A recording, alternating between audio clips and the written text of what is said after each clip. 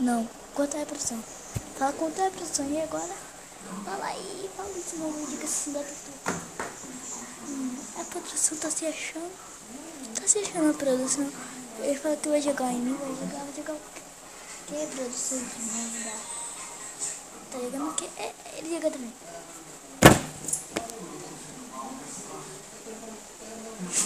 Nossa. Que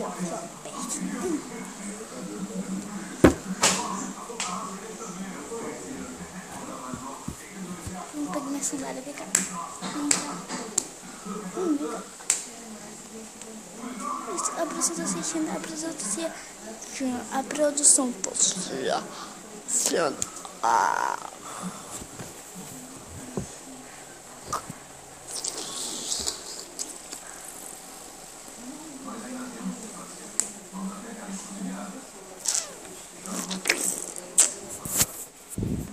Continuando, tô muito orgulhosa por produção.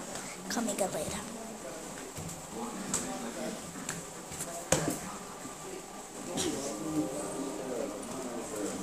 Isso aqui.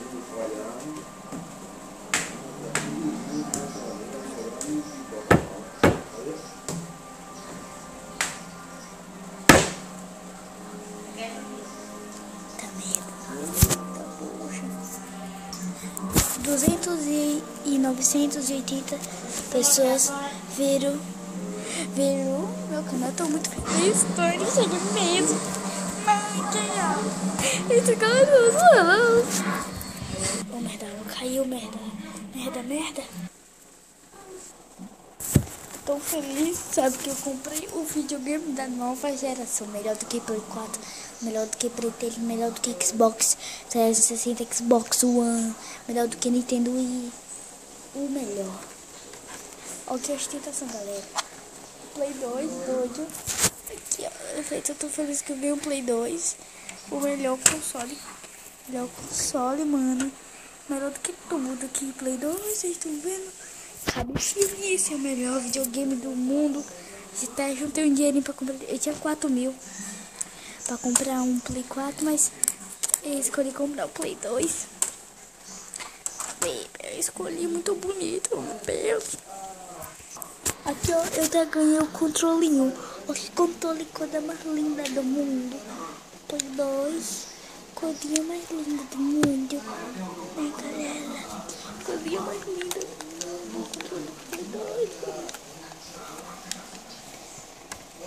É a coisa mais linda do mundo, né, galera? Se você gostou do vídeo, se inscreve aqui em cima. Não, acho que é aqui embaixo. Onde é a produção? Onde é?